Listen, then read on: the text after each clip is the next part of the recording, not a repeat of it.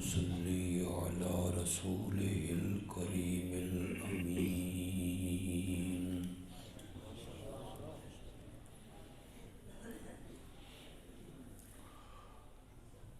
وعلى آله وأصحابه أجمعين.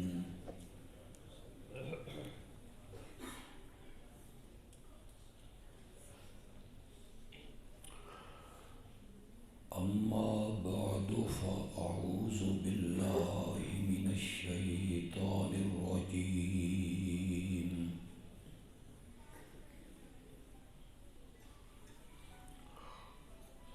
بسم الله الرحمن الرحيم.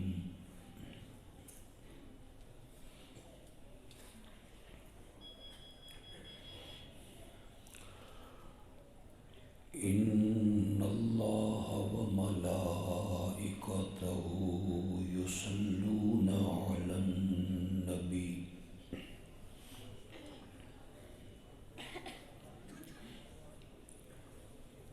يا أيها الذين آمنوا صلوا عليه وسلموا تسليما.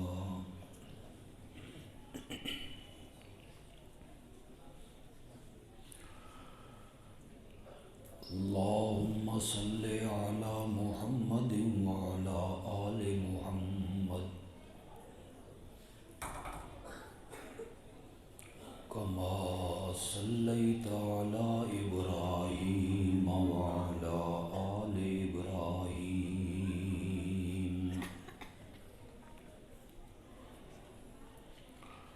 إنك حميد مجيد.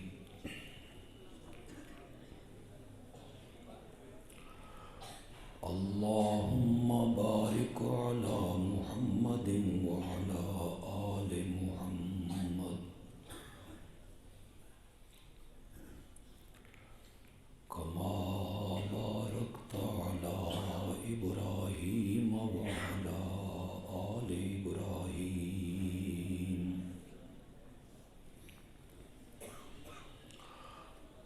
إنك حميد مجيد.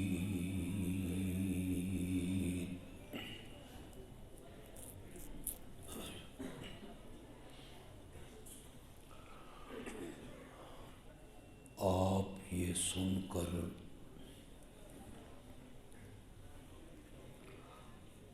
یقیناً حیران ہوں گے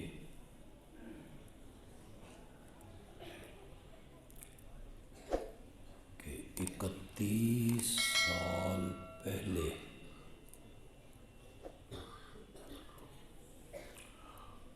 انیس سو 92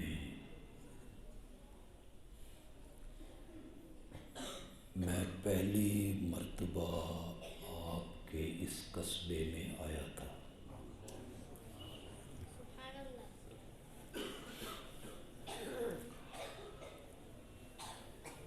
چھ پروگرام میں نے اس علاقے میں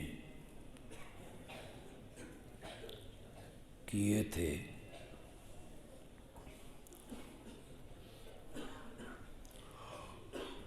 اور ان تقریروں کا وقت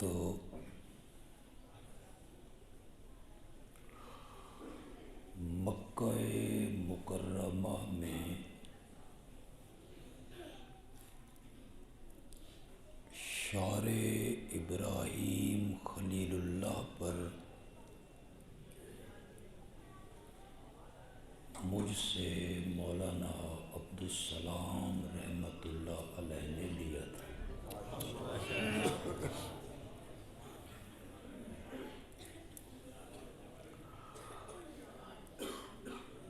میں اس وقت ان سے واقف نہیں تھا.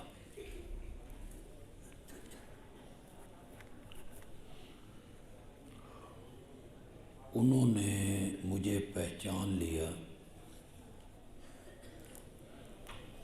شیخ الحدیث مولانا محمد صابر رحمۃ اللہ علیہ بھی ان کے ساتھ تھے۔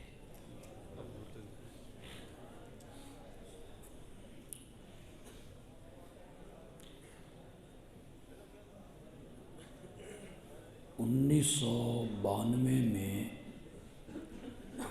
ہمارے علاقے میں بڑا سیلاب آ گیا تھا، راستے بند ہو گئے۔ میں نے مولانا کو ٹیلی فون کیا کہ میرا آنا مشکل ہے۔ انہوں نے فرمایا آؤ یا نہ آؤ، اتنا یاد رکھو کہ وعدہ کس جگہ پہ کیا تھا۔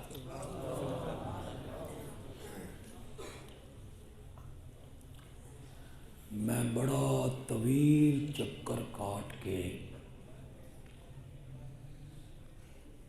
یہاں آیا تھا۔ یقیناً اس پورے علاقے میں مدارس کی جو بہار ہے اور طلباء کا جو ذوق ہے، تعداد ہے، اس کے پیچھے ان دو بڑی ہستیوں کی قربانی،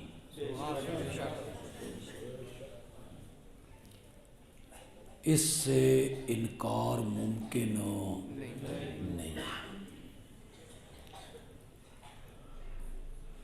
انتہائی سادگی میں، کوئی نمود و نمائش نہیں، کوئی جلوس ہو، ہٹو بچو حضرت آ رہے ہیں، نہیں۔ ایسے لوگ بڑی صدیوں کے بعد مائیں جنتی ہیں۔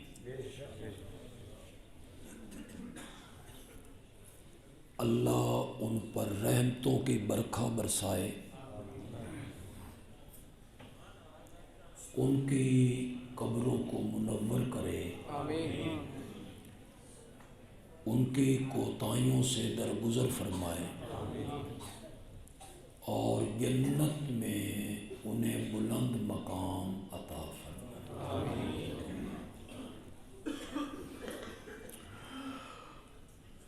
کانفرنس کا عنوان ہے عظمت قرآن۔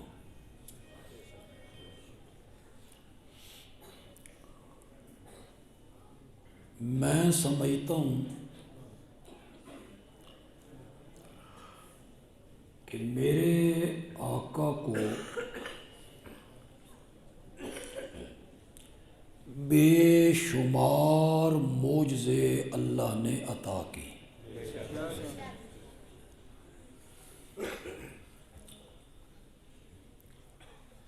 انہیں گننا بھی ممکن نہیں۔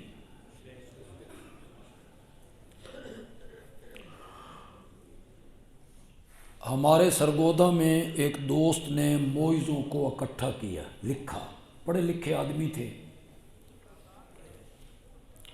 صرف ایک رجسٹر مجھے دیے، میرے دوست تھے کہ یہ پڑھو۔ وہ کوئی 40-45 ورقوں کا رجسٹر تھا۔ اس میں انہوں نے میرے آقا کے صرف ان معجزوں کو ذکر کیا جن کا تعلق میرے آقا کی لعاب مبارک سے تھا۔ سبحان اللہ۔ باقی معجزے اس کے علاوہ انہیں بندہ شمار بھی نہیں کر سکتا۔ انگلی اٹھائیں اور چاند 2 ٹکڑے ہو جائے، معمولی معجزہ نہیں۔ गलियों में चलने लगे तो पत्थर उन्हें सलाम करने लग जाएं। मामूली मोइजा नहीं। वादी में पहुंचे तो जानवर उनसे कलाम करने लगे। जानवर उनसे शिकायतें करने लगे अपने मालिक की, और वो अपना लुआब कड़वे कुएं में डाल दें तो कड़वा कुआं ही मीठा हो जाए। मशकीज़े के मुंह पे अपनी उंगलियां रखें तो उंगलियों के दरमियान से पानी के चश्मे जारी। हम मुसलमान हैं, हम सब नबियों का यकसां एहतराम करते, हम यहूदियों की तरह नहीं, हम ईसाइयों की तरह भी नहीं कि एक नबी को मानो दूसरे का इनकार करो। हम किसी नबी की भी अदना सी तौहीन को कुफ्र समझते हैं, चाहे वो हजरत मूसा हो या हजरत ईसा। हम तकाबुल के भी कायल नहीं।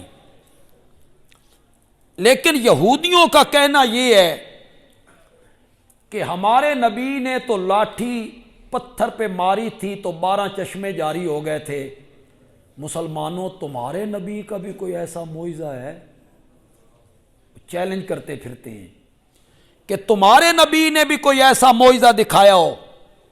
हजरत मूसा का वो मोइज़ा बड़ा अजीम है, मामूली मोइज़ा नहीं है कि पत्थर पे लाठी मारें और 12 चश्मे फूट पड़े।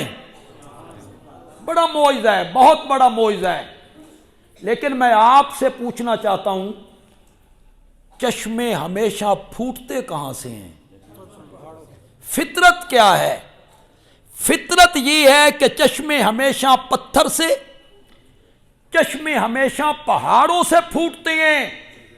हजरत मूसा ने भी एक पत्थर पे लाठी मारी, उससे 12 चश्मे जारी हो गए। कभी हमारे नबी की महफिल में आ कि हमारे नबी ने मशकीज़े के मुंह पे हाथ रखा और मेरे नबी की उंगलियों से पानी के चश्मे जारी हो गए।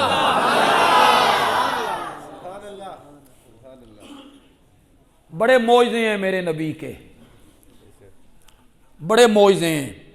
पत्थर कलाम करने लगते हैं, कंकरियां बोलने लगती हैं। 7 आदमियों का खाना सैकड़ों बंदे खा के चले जाते हैं। दूध का एक प्याला सैकड़ों बंदे पी जाते हैं और एक घूंट का भी उसमें कमी नहीं आती। मैं कितने मोइज़े गिन सकता हूं? एक मोइज़े का मैं थोड़ी देर के बाद जिक्र भी करूंगा, मैंने अमदन अब जिक्र नहीं किया। मैं कहना चाहता हूं कि मोजज़ा इसलिए सरजद होता है कि नबी की सदाकत को साबित किया जाए। नबी की सदाकत और सच्चाई पर वो दलील बने। मैं कहता हूं, अगर मेरे नबी के हाथ पर कोई मोइज़ा भी सादिर न हुआ होता, पत्थर कलाम न करते, जानवर कलाम, पत्थर सलाम न करते, जानवर कलाम न करते, कड़वे कुएं मीठे न होते, चांद 2 टुकड़े न होता, उंगलियों से चश्मे जारी न होते, तब भी मेरे नबी की सदाकत के लिए सिर्फ कुरान वाला मोइज़ा काफी था। किसी मोइज़े की जरूरत ही नहीं थी, सिर्फ यही मोइज़ा काफी था, कुरान वाला। मैंने बड़ी बात की है, लेकिन मैंने जज्बात में आके ये बात नहीं की है। मैं दलाइल से इस बात को साबित कर सकता हूं। किसकी जबान से निकलने लगा था कुरान? किस पर उतरा है ये कुरान? तुसी जिंदा तो है वो, मैंने तो लगता मैं कब्रिस्तान ही जा तो जिंदा है वो। तुसी जिंदगी का थोड़ा सा सबूत दो, मैं भी चंद बातें आपसे कर लूं यार। किसकी जबान से निकलने लगा था ये कुरान? किस पर उतरा था ये कुरान? جو کسی مدرسے میں نہیں گیا, کسی سکول میں نہیں گیا, کسی مکتب میں نہیں گیا, اس نے قلم دوات تختی کو کبھی ہاتھ نہیں لگایا, وہ لکھنا نہیں جانتا, وہ پڑھنا نہیں جانتا, وہ اپنا نام لکھنا نہیں جانتا, اس نے 40 سال کبھی تقریر نہیں کی, کبھی خطاب نہیں کیا, امی ہے امی. اس کی زبان سے ایسا کلام نکلنے لگا جس نے عرب کے شاعروں کو چیلنج کیا, فاتو بسورۃ من مثلہ. میرا نبی تو پڑھا ہوا نہیں ہے, تم تو پڑھے ہوئے ہو. میرا نبی تو لکھنا نہیں جانتا, تم تو لکھنا جانتے ہو. میرا نبی شاعر نہیں ہے, تم تو شاعر ہو. میرا نبی خطیب آج تک نہیں بنا, تم تو خطیب ہو. تمہیں تو اپنی زبان پہ ناز ہے, تم کہتے ہو خطابت ہے تو ہمارے پاس, تکلم ہے تو ہمارے پاس, فصاحت ہے تو ہمارے پاس, بلاغت ہے تو ہمارے پاس. نہ میرا نبی شاعر ہے, نہ میرے نبی نے آج تقریر کی ہے. قرآن پڑھتا ہے, تم بکواس کرتے ہو. خود بناتا ہے, میرا نبی خود بناتا ہے, تم تو پڑے ہوئے ہو. فاتو بسورۃ من مثلہ. اس جیسی ایک صورت بنا کے لاؤ. ان کنتم صادقین. وادعوا شہداءکم. وادعوا, شہداء کے 2 معنی ہیں. پہلا معنی ہے معبود. شہداء کا معنی وہ جن کی عبادت کرتے ہو, جن کے سجدے کرتے ہو, جن کو پکارتے ہو, جن کو کرنیاں بھرنیاں والا کہتے ہو, جن کو تم مشکل کشا مانتے ہو, حاجت روا مانتے ہو. تم کہتے ہو وہ ہمارے دکھ میں شریک ہیں اور ہماری مدد کرتے ہیں, انہوں نے بھی بلاؤ.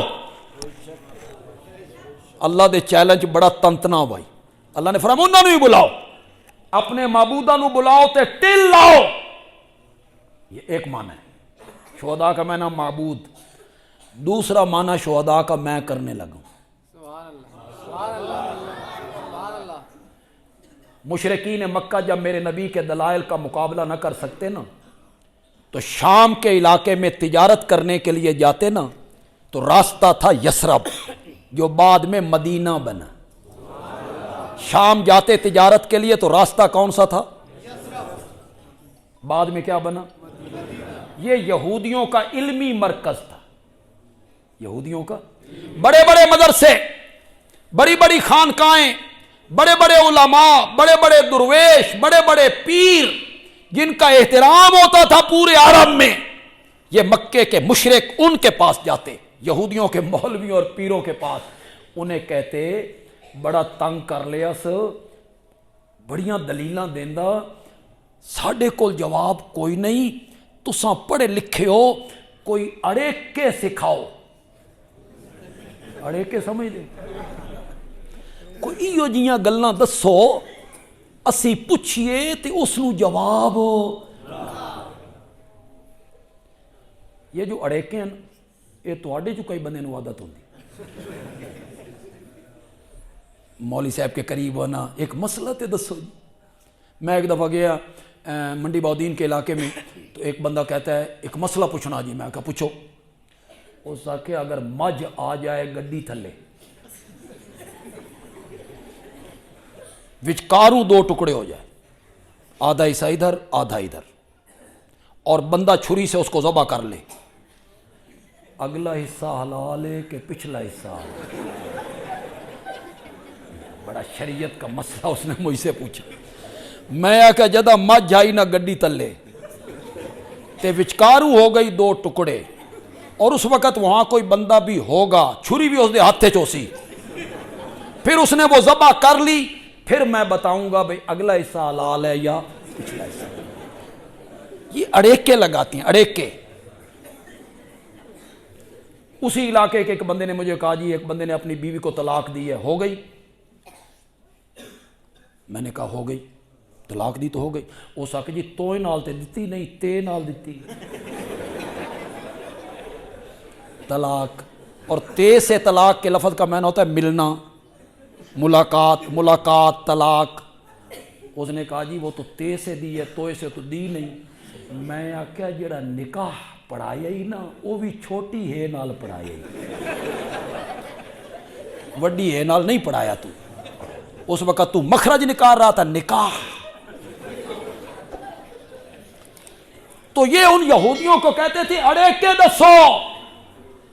اور یہودی جو مولوی تھے نا ان کو بھی پتا تھا کہ وہ جو مدعی نبوت ہے وہ پڑھا ہوا، اس نے کوئی تاریخ نہیں پڑھی، تورات نہیں پڑھی، انجیل نہیں پڑھی، کوئی کتاب نہیں پڑھی. وہ انہیں یہ پتا تھا. وہ انہیں سکھاتے تھے اڑے کے. مثلا انہوں نے سکھایا جاؤ اس سے پوچھو حضرت یعقوب کا وطن تو فلسطین تھا، شام، یہ مصر کیسے آ گئے؟ اب ان کے خیال میں تھا اسے کیا پتا کہ حضرت یعقوب کا خاندان مصر کیسے آ گیا. مشرکین بڑے خوش اچھلتے کودتے آئے، تو نبی ہے بتانا حضرت یعقوب کا وطن تو فلسطین تھا، یہ مصر کیسے آ گئے؟ انہوں نے پوچھا، رب نے جواب میں پوری سورت یوسف اتار. این آئے. پہلے یوسف غلام بن کے آئے، پھر وہ قید میں چلے گئے، پھر وہ وزیر خزانہ بن گئے، پھر بھائی غلہ لینے کے لیے گئے، پھر حضرت یوسف نے سارے گھر والوں کو. وہ سکھاتے تھے انہیں اڑے کے. پوچھو اصحاب کہف کون ہے، روح کی حقیقت کیا ہے، ذوالقرنین کون تھا. وہ اس طرح کے سوال پوچھتے تھے.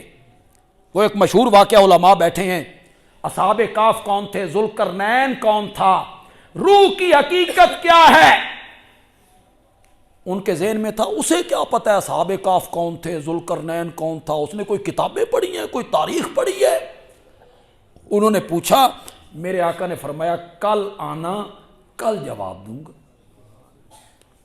کیوں کہا؟ کہ ادھر سے جواب آئے گا تو میں ان کو کل آ گیا، وہ نہ آیا، وہ نہ آیا، وہ آ گئے. آپ نے فرمایا کل آنا، جواب دوں گا. وہ تیسرے دن آ گئے، ادھر سے کوئی اطلاع. آپ نے فرمایا کل آنا. وہ چوتھے دن آ گئے، ادھر سے کوئی جبریل نہیں آیا. آپ نے فرمایا کل آنا. 15 دن گزر گئے. سن دے ہو کہ کون نہیں سن دے؟ یہ مولانا فتح محمد صاحب بیٹھے ہیں، دوسرے علماء بیٹھے ہیں، ادھر بھی علماء ہیں، مولانا ہیں. ہماری کیا حیثیت ہے؟ آقا کے مقابلے میں ہماری کیا حیثیت؟ آقا کے قدموں سے لگنے والی خاک کے ذرے اگر ہماری ٹوپیوں اور پگڑیوں میں لگ جائیں تو ہماری عزت اور بلند ہو جائے. ہم جیسے لوگوں سے یہ پوری دھرتی بھر جائے، سارے علماء دیوبند یہ دھرتی بھر جائے ان سے، خدا کی قسم ہے میرے نبی کے پاؤں مبارک کے تلوے کے ساتھ لگنے والے ذرات کا بھی مقابلہ نہیں ہو سکتا، نہیں ہو سکتا. آپ میرے پاس آئیں، آپ مولانا کے پاس جائیں، آپ مولانا فتح محمد صاحب کے پاس جائیں، مسئلہ پوچھیں، یہ آپ کو کہیں کل آنا، آپ کل آ جائیں، یہ کہیں کل آنا، آپ تیسرے دن آ جائیں، یہ کہیں کل آنا، آپ چوتھے دن آ جائیں، یہ کہیں کل آنا، کل آنا. 5ویں 6ٹھے دن شرمندگی سے میری ان کی حالت کیا ہوگی؟ تصور کر سکتے ہو؟ کر سکتے ہو تصور؟ لوگوں نے، مخالفین نے کیسی باتیں کرنی ہیں، جتنی زبانیں اتنے بکواس. جب وہی نہیں نہ آئی تو مشرکین ٹولیوں میں بیٹھ کے کہتے ہیں چھوڑو جی، شیطان آتا تھا، پہلے آتا تھا اب نہیں آتا. کچھ نے مذاق کیا اور کچھ سنیا جے محمد دا رب اس کو رس گیا، چھوڑ گیا ہے، ناراض ہو گیا ہے۔ جتنی دشمن کی زبان کون بند کرے؟ جتنی زبانیں اتنی باتیں، طرح طرح کے افسانے، طرح طرح کے بکواس۔ میرے نبی پریشان، 15 دن کے بعد جبریل آیا۔ میرے نبی نے پہلا سوال کیا، ما فعل بک یا جبریل، تو کتھے رہ گیا سا؟ اس نے کہا یا رسول اللہ آپ کیا سمجھتے ہیں اپنی مرضی سے آتا ہوں؟ ما نتنزل الا بامر ربک، جب تک تیرے رب کا حکم نہ ہو تو ہم اپنے پروں کو حرکت بھی نہیں دے سکتے۔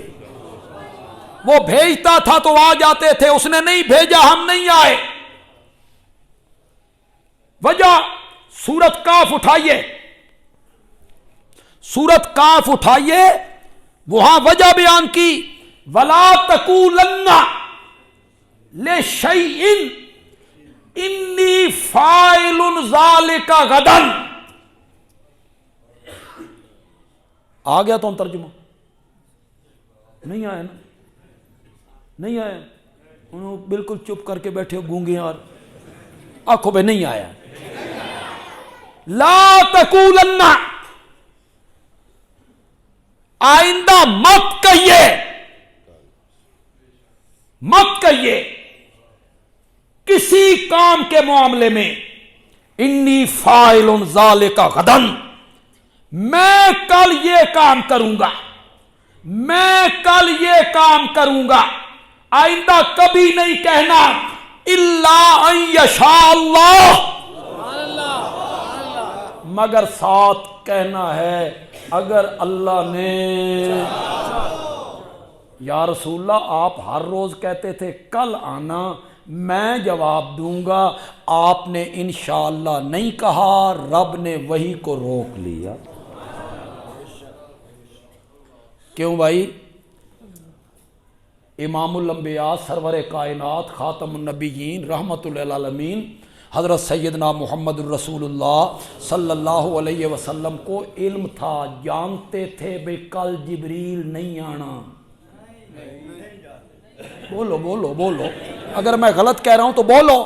میرے آقا جانتے تھے بھئی کل جبریل نہیں آنا، پھر میرے نبی کہتے تھے کل آنا، کل آنا، کل آنا، کل آنا۔ میرے نبی کو پتا تھا نا کہ جبریل نے نہیں آنا۔ اگر نہیں پتا تھا تو پھر عقیدہ ہمارے والا اپنا، مان ہمارے عقیدے کو، کل کی بات رب کے سوا کوئی نہیں جانتا ہے۔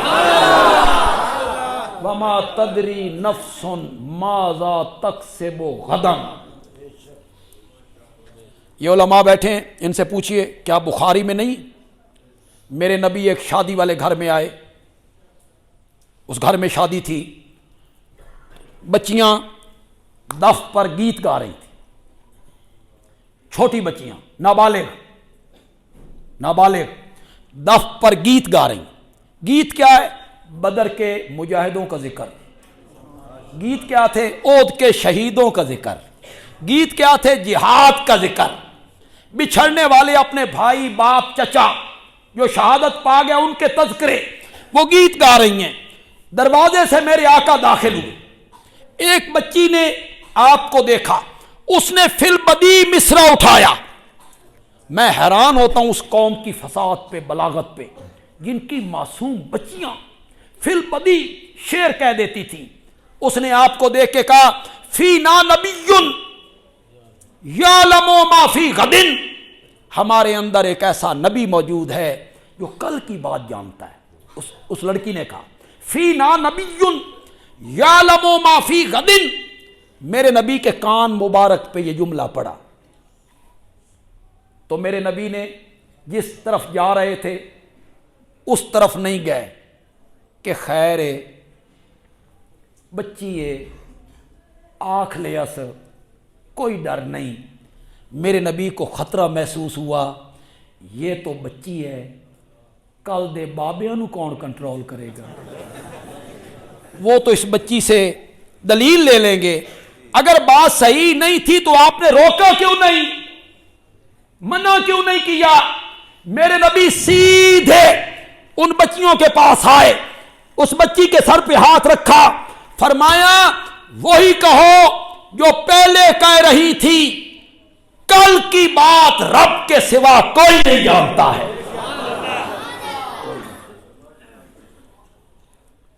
फिर अल्लाह ने उनके सवालों का जवाब दिया। सूरत काफ उतारी। कौन सी सूरत उतारी?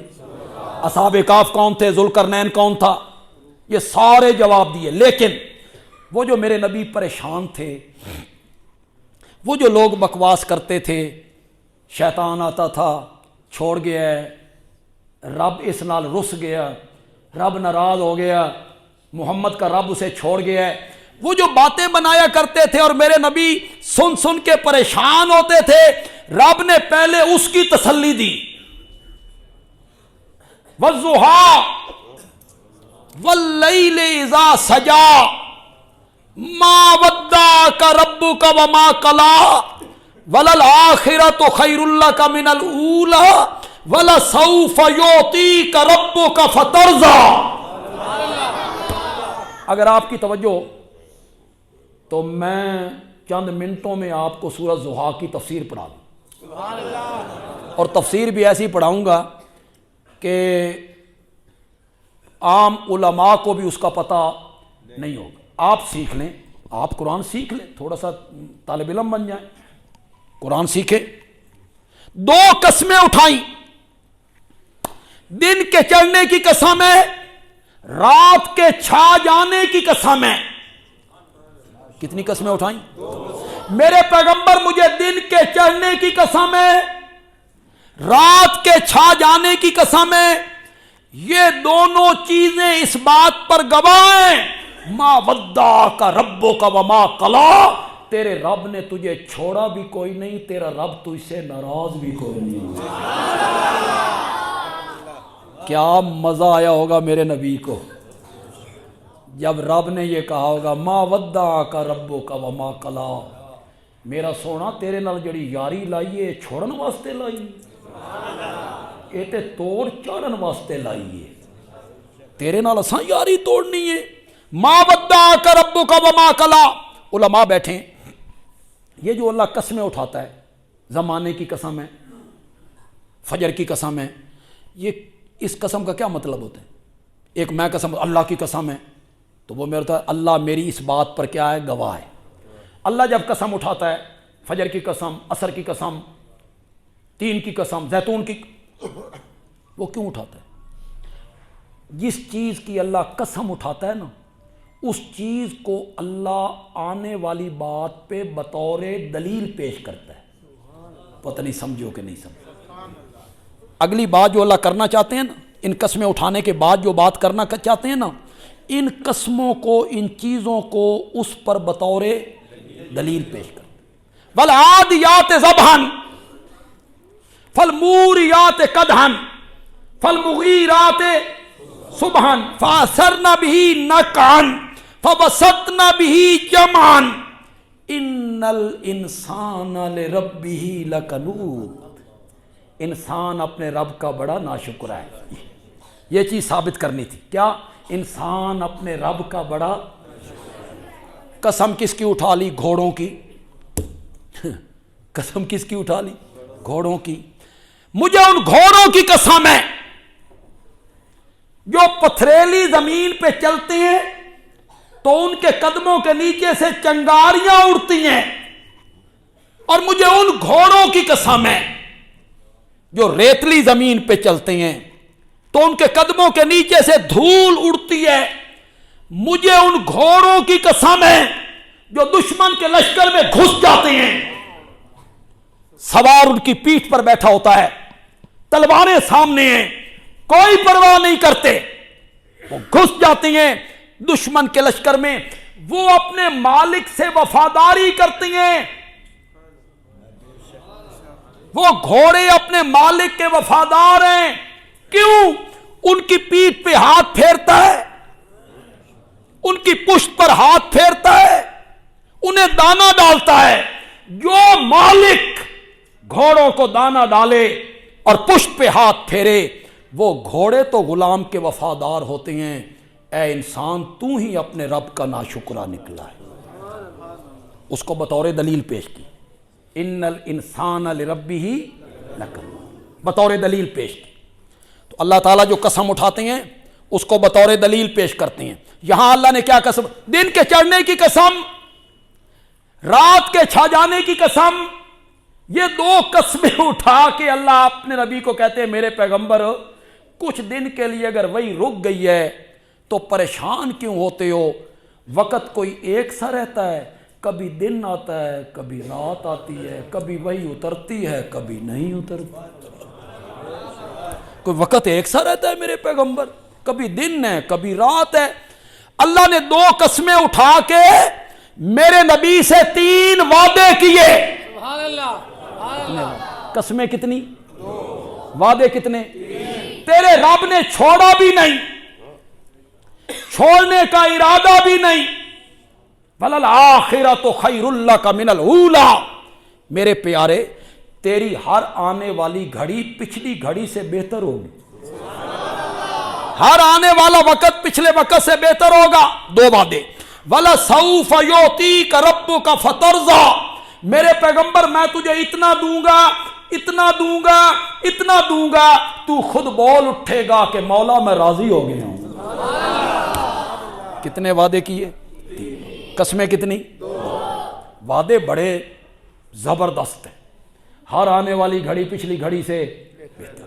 اتنا دوں گا, اتنا دوں گا, اتنا دوں گا, تو راضی ہو جائے. یہ بڑے وعدے تھے.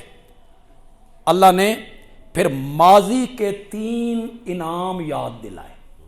سبحان اللہ. سبحان اللہ. آنے والے وقتوں میں 3 وعدے کیے اور پھر ماضی کے 3 کیوں؟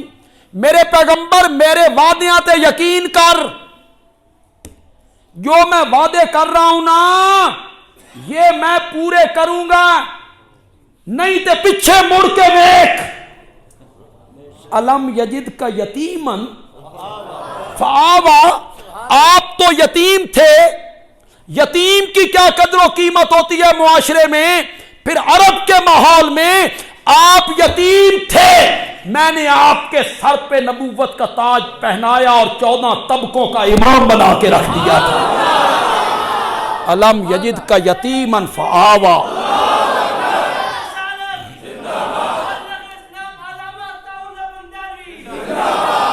الم یجد کا یتیمن فآوا ووجدک ضالا فہدا. بڑا مشکل مقام ہے. میرے نبی کے لیے لفظ آ گیا ہے ضالن. اور جو نماز میں پڑھتے ہو غیر المغضوب علیہم, کیسے معنی کروں؟ میں تو نبی کا محب ہوں نا, میں تو کیسے ضالن کا کیسے معنی کروں؟ بھٹکنے والا, توبہ توبہ. گمراہی کا معنی کروں تو کفر میں جا پڑوں. نبی پاک سے تعلق ہے, علماء دیوبند سے تعلق ہے. معنی ایسا کروں گا مزہ آ جائے گا. سبحان اللہ.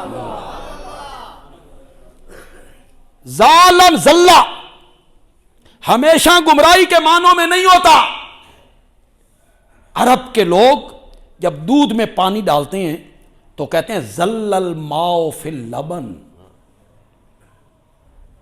پانی دودھ میں گم ہو گیا, پانی دودھ میں گم ہو گیا. عرب کے لوگ دودھ میں پانی ڈالتے ہیں, پاکستانی نہیں. یہ پاک لوگوں کا ملک ہے. ہندو حرامی سارے دفعہ ہو گئے سرحد پار, اب یہاں ہے پاکستان. پاک لوگ ہیں یہ.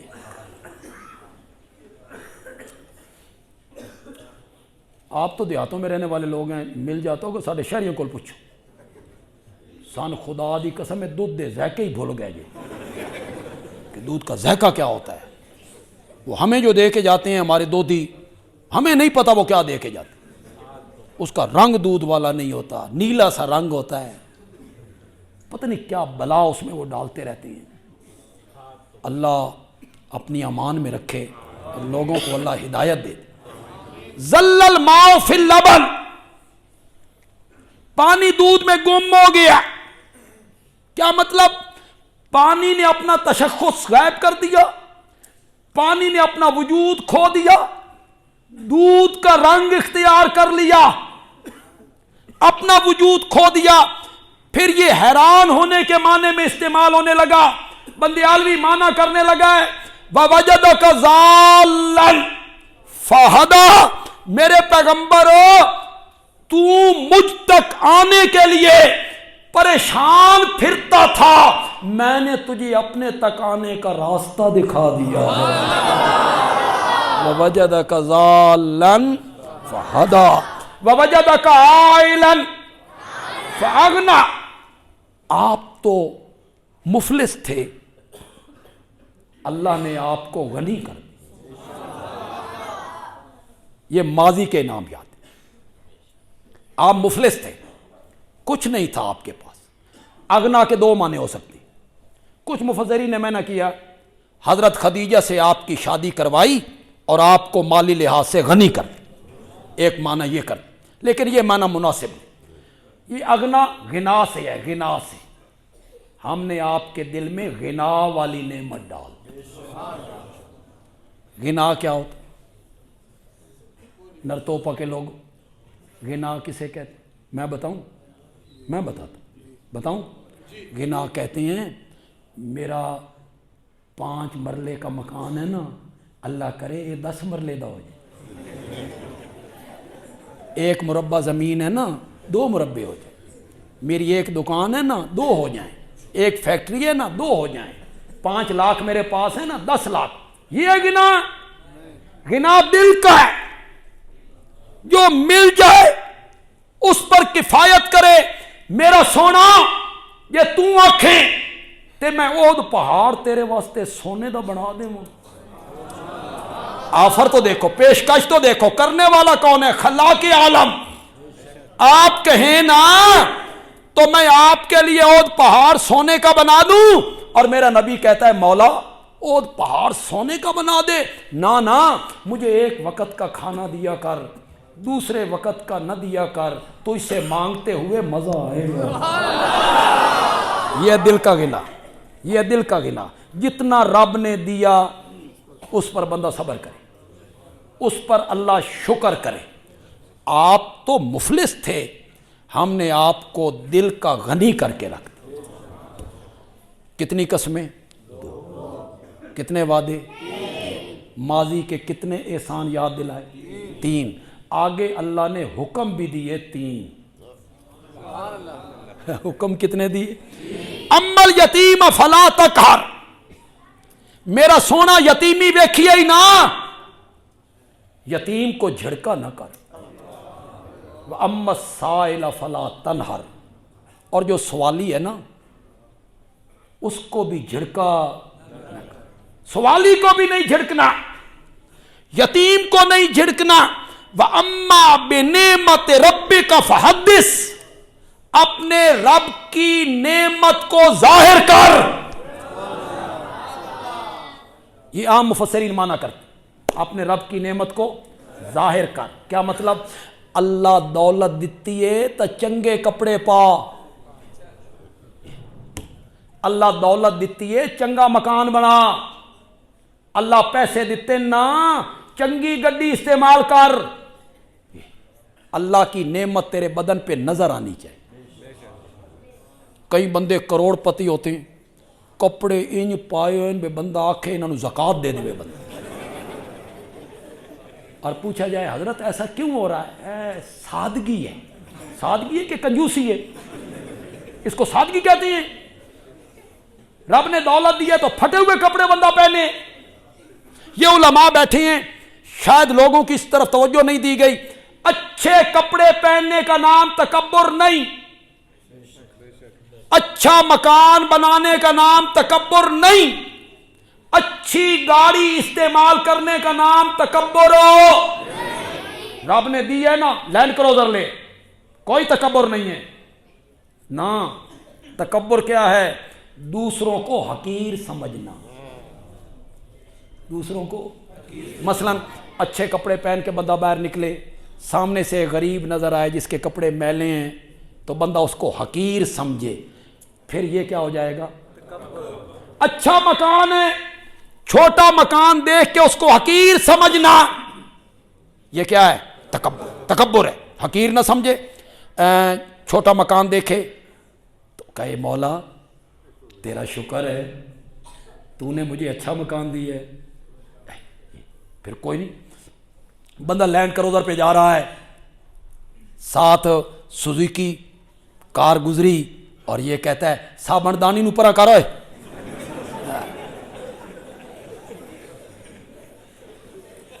تو یہ لینڈ کروزر میں بیٹھنا کیا ہو جائے گا؟ تکبر. اور اگر سوزوکی گزری ہے, یہ لینڈ کروزر میں ہے, وہی کہتا ہے مولا میں تیرا کس طرح شکر ادا کروں, تو نے اس کو نہیں دی مجھے دے دی, اس کو چھوٹی گاڑی دی ہے مجھے کتنی اچھی. یہ کوئی تکبر نہیں.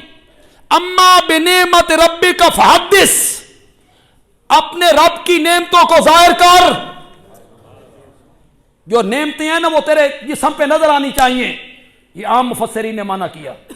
ایک معنی ہماری جماعت کے شیخ رئیس المفسرین مولانا حسین علی الوانی نے کی. مولانا حسین علی بولتے ہیں تو موتی رولتے. بندہ بھی معمولی نہیں ہے, عالم معمولی نہیں ہے, براہ راست حضرت گنگوہی کا شاگرد ہے. اللہ اکبر, اللہ اکبر. حضرت گنگوہی رحمۃ اللہ علیہ کا شاگرد. یہ شیخ الحدیث مولانا محمد زکریا رحمۃ اللہ علیہ تبلیغی جماعت والے, ان کے جو والد تھے مولانا یحییٰ, یہ مولانا یحییٰ اور ہماری جماعت کے شیخ مولانا حسین علی کلاس فیلو تھے. ان دونوں نے اکٹھا پڑھا ہے حضرت گنگوہی سے. مولانا حسین علی قرآن کے مفسر بنے. مولانا حسین علی نے کہا کہ یہ معنی رب کی نعمت تیرے جسم پہ ظاہر ہونی چاہیے, یہ سجدہ نہیں. کیوں؟ پیچھے انعام دیکھو, جو اللہ نے انعام کیے ہیں وہ دیکھو, آگے مطالبہ دیکھو. اتنے انعام کے بدلے میں اتنا چھوٹا سا مطالبہ کرنا تھا کہ رب کی نعمت تیرے جسم پہ ظاہر ہونی چاہیے. نہیں, مولانا حسین علی کہتے ہیں نعمت رب سے مراد ہے قرآن. حدیث کا معنی ہے بیان کر. حدیث کا معنی ہے بیان کر. میں نے جو تجھ پر اتنی نعمتیں کی ہیں اور آئندہ بھی تجھ پہ نعمتیں کرنا چاہتا ہوں, میرے پیغمبر جو قرآن میں نے تجھ پہ اتارا ہے اسے لوگوں کے سامنے کھول کے بیان کیا کر. اما بنعمت ربک فحدث. کہاں سے بات چلی کہاں دور نکل گئی. اوہو, نہیں بات تو ہے. تو بات کہاں سے چلی تھی؟ وہ یہودیوں سے جا کے, یہودیوں کے مولوی اور پیر, وہ مدرسے اور درسگاہیں, ان سے جا کے اڑیکے پوچھتے تھے, شبہات, سوال. اب میں مانا کروں گا اپنی میاں والی کی بولی میں, تے پتہ نہیں تو سمجھ آندی ہے کہ نہیں, پنجابی کراں گا من, اس میں لطف بڑا ہے تے سٹ بھی بڑی لگنی. اللہ نے فرمایا فاتو بسورۃ من مثلہ. اے مکے کے کافروں, تم کہتے ہو میرا نبی خود بناتا ہے, تو تم اس جیسی ایک صورت بنا کے لاؤ. وَدْعُوا شُهَدَاءَكُمْ, اپنے انہاں پیواں نوں بھی بلاؤ. اپنے انہاں پیواں نوں بھی بلاؤ. وہ یہودیوں کے مولوی اور پیر جو تمہیں اڑیکے سکھاتے رہتے ہیں ان کو بھی بلاؤ. تل لاؤ. فَإِن لَمْ تَفْعَلُوا, اگر تم ایسا نہ کر سکو, وَلَن تَفْعَلُوا, اور تم ہرگز ایسا نہیں کر سکو. یہ ہے نا معجزہ, یہ ہے نا معجزہ. تم ہرگز ایسا نہیں کر سکو گے. رب کا یہ چیلنج والی تلوار دنیا کفر کے سر پر لٹک رہی ہے اور انشاءاللہ قیامت کی صبح تک لٹکتی رہے گی, لٹکتی رہے گی. اس جیسی ایک آیت وہ بنا کے نہیں لا سکتے. یہ علماء بیٹھے دور جاہلیت میں جو شاعر لوگ ہوتے تھے نا عرب کے، وہ جو شعر کہتے نا تو اسے ایک کاغذ یا گتے پہ لکھ کے نا بیت اللہ کی دیوار سے لٹکا دیتے. ایک شاعر، دوسرا شاعر، تیسرا شاعر، چوتھا شاعر. جو عرب کا قومی شاعر تھا نا، بڑا شاعر، وہ کچھ دنوں کے بعد آتا، وہ شعر پڑھتا، پھر وہ نمبر تقسیم کرتا تھا. اس کا پہلا نمبر ہے، اس کا دوسرا نمبر ہے، اس کا تیسرا نمبر ہے، اس کا چوتھا نمبر. وہ دیوار پہ لٹکا دے. جب سورت کوثر اتری نا، سبحان اللہ. ایک صحابی نے لکھ کر وہاں لٹکا دی سورت کوثر. اس کی صرف 3 آیتیں. ہماری زبان عربی نہیں، عربی ہماری زبان نہیں. ہمیں کیا پتہ ہے کہ ان لفظوں میں کتنی فصاحت ہے، ان لفظوں میں کتنی بلاغت ہے، ان لفظوں میں کتنا حسن ہے، کلام کی کتنی ندرت ہے. انا اعطیناک الکوثر فصل لربک وانحر ان شانئک هو الابتر. یہ تو ظاہری لفظ ہیں، ان کے اندر جو مفہوم چھپا ہوا ہے نا، اگر پھر کبھی آپ نے بلایا تو میں اس کو بیان کروں گا. اس میں ان 3 آیتوں میں جو مضامین کا سمندر چھپا ہوا ہے نا، خدا دی قسم، اللہ نے پورے قرآن کے مضامین کو سورت کوثر کی 3 آیتوں میں بند کر دیا ہے. پھر آیا تو اس کا ذکر کروں گا، بیان کروں گا کہ کس طرح اللہ نے بند کیا ہے پورے قرآن کے مضامین کو. لیکن اس کا ظاہری لفظ حسن دیکھو، انا اعطیناک الکوثر فصل لربک ان شانئک هو الابتر. اب اس شاعر کا دیکھو، وہ کتنا بڑا شاعر تھا بھائی. اللہ اللہ اللہ اللہ. آگے اس نے قلم نکالا، اس کے آگے اس نے ایک جملہ لکھا. اس جملے کو جو ہم پڑھتے ہیں تو پتہ چلتا ہے یہ کتنا شاعر ہے، ادیب ہے، فصیح ہے، بلیغ ہے. بلے بلے. وہ جملہ ذرا سنیے گا، اس کا ترجمہ میں کو نہیں کرنا. اتنا آسان عربی میں اس نے جملہ لکھا کہ انشاءاللہ جٹن بھی سمجھ آ جائے، آپ میں سے ہر بندے کو سمجھ آ جائے گی. کچھ آپ میرا اشارہ دیکھیں گے تو اشارے سے آپ کو سمجھ آ جائے. انا اعطیناک الکوثر فصل لربک وانحر ان شانئک هو الابتر. آگے لکھتا ہے واللہ ما ھذا کلام البشر. واللہ ما ھذا کلام البشر. مجھے کعبہ کے رب کی قسم ہے، یہ کسی انسان کا کلام نہیں ہو سکتا، کسی انسان کا کلام نہیں ہو سکتا. اس میں فصاحت اتنی.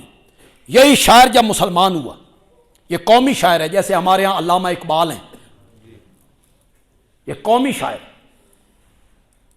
اسلام لانے کے بعد اس نے شعر کہنے چھوڑ دی.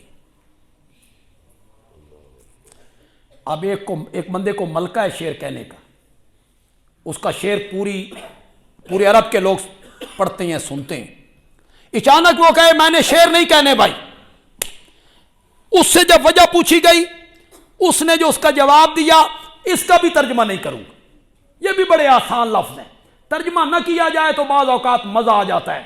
کسی نے اسے پوچھا اتنے بڑے شاعر ہو، اتنا بڑا فن ہے تیرے پاس شاعری کا، شعر کیوں نہیں کہتے ہو؟ کہتا ہے آباد القرآن، آباد القرآن. قرآن کے بعد کوئی شعر کہنے کی گنجائش رہ گئی؟ قرآن کے بعد کوئی شعر کہنے کی گنجائش رہ گئی ہے؟ اگر میرے نبی کو اللہ نے کوئی معجزہ عطا نہ کیا ہوتا تو میرے نبی کی صداقت کے لیے صرف ایک معجزہ کافی تھا، اور وہ قرآن والا. 2 ہی تو بڑے معجزے ہیں. میرے نبی کے ہاتھ پہ صادر ہونے والے 2 ہی تو بڑے معجزے ہیں. ایک آسمان سے اترا قرآن کی شکل میں، یہ معجزہ بھی بے مثال ہے، اور پھر میرے نبی کی جو جماعت تھی صحابہ کی، وہ بھی میرے نبی کا معجزہ بے مثال ہے۔ ان پہ میرے نبی نے اپنا رنگ چڑھایا تھا، ان پہ میرے نبی نے اپنا رنگ چڑھایا تھا، امانت کا، دیانت کا، شرافت کا، حیا کا رنگ چڑھایا تھا، قرآن کے رنگ میں ان کو رنگا تھا۔ وہ جماعت کامیاب ہوئی تھی۔ آج یہ کہنا کہ نبی پاک کے انتقال کے بعد وہ سارے دین اسلام سے پھر گئے تھے، حضرت علی کی بیعت کرنا چاہیے تھی، انہوں نے ابو بکر کی بیعت کر لی، کفر اختیار کر لیا، سب غلط ہو گئے، صرف 3 بندے بچے تھے۔ تو سچی سچی گل کرو، یہ صحابہ پہ تنقید ہے یا میرے نبی کی تربیت پر تنقید ہے؟ فیصلہ تو کرو یار۔ ہمارے کالج کے پرنسپل بڑے ماہر ہیں جی، ہمارے ہائی اسکول کے ہیڈ ماسٹر بڑا شریف آدمی ہے، بڑا قابل ہے، بڑا معلم ہے، بڑا کنٹرول ہے، مجال ہے کوئی ٹیچر غیر حاضر ہو، پڑھائی بلے بلے، تعریف ہو رہی ہے، تعریف۔ بندے نے پوچھا لڑکے کتنے ہیں؟ کہ 5000۔ امتحان ہوا؟ کہ ہاں ہوا تھا۔ پاس کتنے ہوئے؟ اس بندے کا ترائے پاس ہوئے، باقی سارے فیل۔ اس میں لڑکوں کا قصور ہے کہ کچھ قصور ہے ماسٹر صاحب کا بھی؟ تم میرے نبی کی تربیت پر تان کرتے ہو، یہ تربیت کی تھی میرے نبی نے، شرم کرو۔ بیت المال میں خیانت کیا کرتے تھے، یہ ہمارے سنی کہتے ہیں، وہ دیوبندیوں میں بھی ہیں، بریلویوں میں بھی ہیں، حدیثوں میں بھی، تاریخ کے مارے ہوئے بیت المال میں خیانت کرتے تھے، یہ تربیت کی تھی میرے نبی نے۔ میں بالکل کوئی بڑا بول نہیں بولنا چاہتا، میری تربیت میرے والد صاحب نے کی،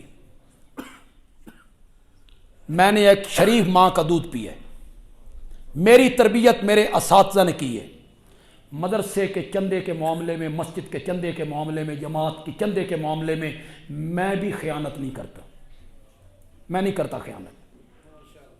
میرے والد کی تربیت کا اثر یہ ہے کہ میں خیانت نہیں کرتا، میرے نبی نے یہی تربیت کی تھی کہ وہ بیت المال میں خیانت کیا کرتے تھے، یہ تربیت تھی۔ میرے نبی نے یہی تربیت کی تھی کہ وہ جمعے کے خطبے میں منبر رسول پر حضرت علی کو گالیاں نکالتے، یہ تربیت کی ہے میرے نبی نے۔ فلاں ڈاکٹر، سرجن، کیا بات ہے جی، لوگ ٹوٹے پڑے ہیں، آپریشن کرتا ہے، پتہ ہی نہیں چلنے دیتا، بڑا نام ہے اس کا، علاقے پورے میں نام ہے اس کا۔ اچھا مریض آئے، سال میں کتنے مریض آئے؟ کہ 2000۔ آپریشن کتنے کامیاب ہوئے؟ کہ 3، باقی سارے مر گئے۔ واہ، قابل سرجن تو دیکھو جی۔ تم نبی کی تربیت پر اعتراض کرتے ہو۔ گھنٹہ تو میری تقریر کو ہو گیا اور میں بیمار آدمی ہوں، بس آخر میں ایک بات کہنا چاہتا ہوں۔ علماء کا مجمع مجھے نظر آ رہا ہے، طلباء بھی ہیں، میں بعض خطابت جو ہے نا، اس میں خطیب جب کوئی بات کرتا ہے نا، مزہ تب ہے کہ خطیب بات مکمل نہ کرے تے لوگوں نو سمجھ آ جائے بھئی یہ آکھنا کی چاہتا، یہ ہے خطاب۔ اصل خطابت یہ ہے، خطیب پردے میں بات کرے، سامعین پردے ہٹائیں، تے جداں اساں ہی گھونگٹ چوا لینا، پھر تے گل کوئی نہیں رہ جانی، ہم نے گھونگٹ اٹھا دینا ہے تو سب کو پتہ چل جانا ہے۔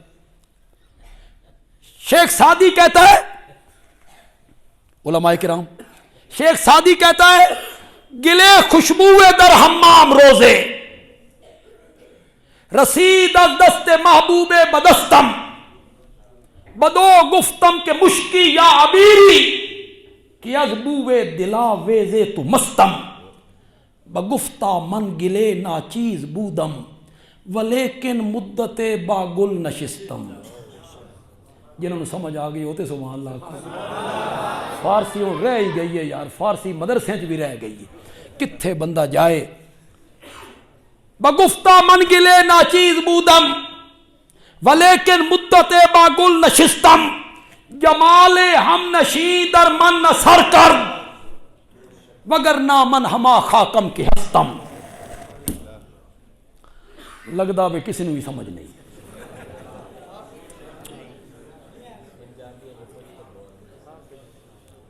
ہوں تہاڈا امتحان ہے, علماء دا تے ہو گیا, ہوں تہاڈا امتحان ہے. میں اس کا ترجمہ کرنے لگا ہوں. میں جب ترجمہ کروں, ترجمہ تو ان سمجھ آ جائے تے سمجھ جانا جائے بندیالوی آکھنا کی چاہتا, مقصد کیا ہے.